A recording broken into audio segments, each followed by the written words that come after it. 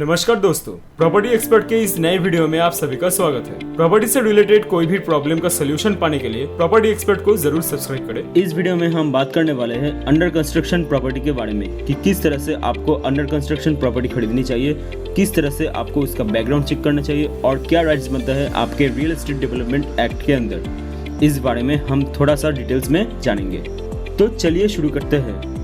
तो इस वीडियो के अंदर हम अनकंस्ट्रक्शन प्रॉपर्टी को खरीदने का पूरा प्रोसेस जानेंगे और साथ ही में आपसे कुछ इंपॉर्टेंट पॉइंट्स भी डिस्कस करने वाले हैं रियल एस्टेट डेवलपमेंट एक्ट के बारे में, जिसके अंदर सारी अंडर कंस्ट्रक्शन प्रॉपर्टी को रजिस्टर करना भी जरूरी है। तो उसके बारे में भी हम कुछ इंपॉर्टेंट पॉइंट्स जानेंगे कि आप अपनी राइट्स के बारे में भी जान सकते हैं, जिसके बाद आप बिल्डर से अपने राइट्स की मांग कर सकते हैं। चलिए अब अंडर कंस्ट्रक्शन प्रॉपर्टी को खरीदने का पूरा प्रोसेस जान लेते हैं। अगर आपको ये वीडियो अच्छी लग रही हो तो लाइक का बटन जरूर दबाइए और अगर अभी तक अपने चैनल को सब्सक्राइब नहीं किया है तो जल्दी से जल्दी नीचे बेल आइकन पर क्लिक कीजिए। उसके लिए सबसे पहले आप अपना पर्पस आइडेंटिफाई कीजिए कि आप इन्वेस्टमेंट के लिए खरीदना चाहते हैं या सेल्फ यूज के लिए खरीदना चाहते हैं। अंडर कंस्ट्रक्शन प्रॉपर्टी थोड़ी चीपर पड़ती है रेडी टू मूव प्रॉपर्टी से, क्योंकि वो कंस्ट्रक्टेड नहीं है, थोड़ा सा रिस्क है। आप वो रिस्क लेने के लिए तैयार है, इसलिए वो चीपर पड़ती है। इसलिए बहुत से लोग अंडर कंस्ट्रक्शन प्रॉपर्टी के अंदर इन्वेस्ट भी करते हैं। अब सबसे पहले मेरा मानना है कि आप उस एरिया पे पहले इकोनॉमिक ग्रोथ के बारे में जरूर जान लें। इकोनॉमिक ग्रोथ का मतलब है इंफ्रास्ट्रक्चर कैसे डेवलप हो रहा है उस एरिया के अंदर, जॉब ग्रोथ है कि नहीं। ग्रोथ तभी होती है जब वहाँ पे इंडस्ट्रीज आती है, कंपनीज आती है। अब एग्जाम्पल के तौर पे गुड़गांव, नोएडा जैसी जगहों पे काफी रियल एस्टेट एप्रिशिएट हुई है।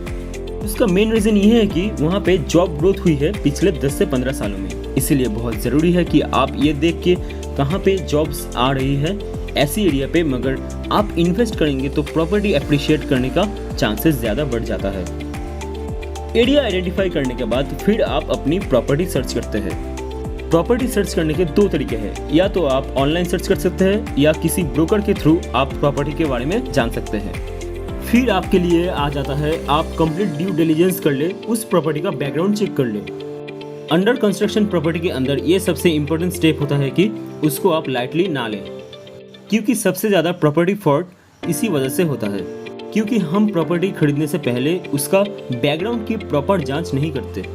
इससे जुड़ी कुछ इंपॉर्टेंट बातें मैं आपको बता देता हूँ। किसी भी अंडर कंस्ट्रक्शन प्रॉपर्टी को खरीदने से पहले आप बिल्डर से रेरा रजिस्ट्रेशन नंबर मांग लें, जो आपको फ्रॉड से प्रोटेक्ट करता है। उसके बाद आप लैंड टाइटल के बारे में जानें कि बिल्डर से जो लैंड आपको बेच रहा है वो उसके नाम पे रजिस्टर्ड है या नहीं। आप ये सारी डिटेल्स आप ऑनलाइन भी चेक कर सकते हैं। इसके बाद आपको चेक करना है कि बिल्डर के पास अप्रूवल आ चुका है या नहीं। आप बिल्डर से लैंड अप्रूवल की कॉपी जरूर मांगे और उसके जो बिल्डिंग प्लान्स है वो कंप्लीट हो चुका है या नहीं, उसे कमेंसमेंट सर्टिफिकेट मिला या नहीं। अब ये सारे के सारे जो अप्रूवल होता है वो रेरा की वेबसाइट पर बिल्डर को अपडेट करना जरूरी होता है। आप ये सारी चीज़ें ऑनलाइन वेबसाइट पर चेक कर सकते हैं। उसके बाद आप चेक कीजिए कि बिल्डर का ट्रैक रिकॉर्ड कैसा है, कि उसने टाइम से डिलीवरी की है या नहीं। कोई नया बिल्डर है तो उसके साथ ना जाए, उसके पास रिकॉर्ड कैसा है वो चेक करें। फिर एक बहुत ज़रूरी बात होता है कि अगर कोई प्रोजेक्ट बैंक से अप्रूव्ड है, दैट मीन्स बैंक ने सारा ड्यू डिलिजेंस कर लिया है, तो बहुत ही अच्छा इंडिकेटर है कि उसका पूरा बैकग्राउंड जो है वो चेक हो चुका है और आप सेफली उसमें इन्वेस्ट कर सकते हैं। और आप उसका एक APF कोड मांग सकते हैं। हर बैंक का एक APF कोड होता है, तो आप किसी भी बिल्डर से वो APF कोड मांगिए, आपको ऑटोमेटिकली पता चल जाएगा कि वो बैंक से अप्रूव्ड है कि नहीं है। आपने ये सारी चीज़ें चेक करने के बाद राइट प्राइस पर बुकिंग करना बहुत ज़रूरी है। अगर वो प्रॉपर्टी हाई प्राइस पर है तो उसे मत लीजिए, आप उस एरिया की सही वैल्यूएशन करिए। देखें कि कौन सी प्रॉपर्टी सही रेट पर मिल रही है या कौन सी हाई प्राइस पर मिल रहा है, कितना आपको कारपेट एरिया मिल रहा है। अब रेरा के अंदर कारपेट एरिया देना हर बिल्डर के लिए ज़रूरी हो चुका है। इसके अलावा पेमेंट प्लान क्या होगा आपका वो जान लीजिए।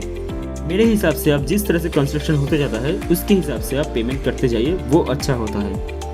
उसके बाद आता है अलॉटमेंट लेटर। आपने एक बार बुकिंग कर ली, उसके बाद अलॉटमेंट लेटर साइन होता है बिल्डर और बायर के बीच में। तो अलॉटमेंट लेटर आपको मिल जाएगा आपको बिल्डर की तरफ से, जिसमें आपको बेसिक टर्म्स एंड कंडीशंस लिखी जाती है।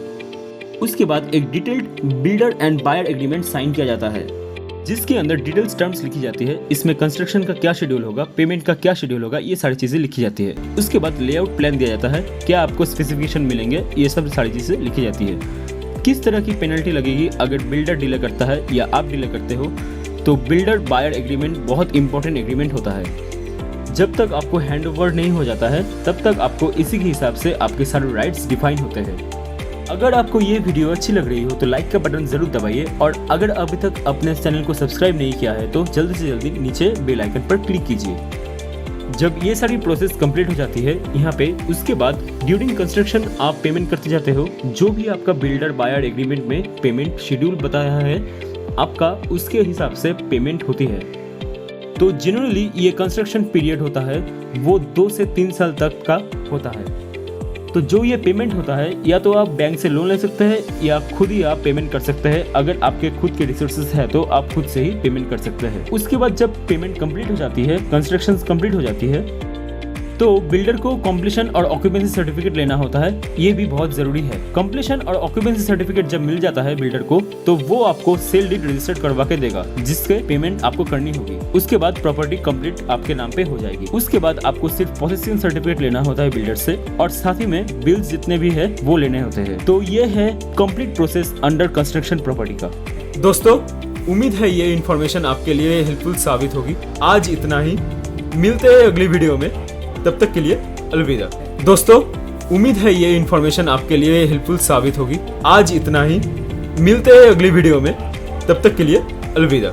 अगर आपको ये वीडियो पसंद आई, then please like, share and subscribe our channel property expert and be with us. If anyone wants to buy or take property on rent, then you can fill the form given below in the description. Thank you.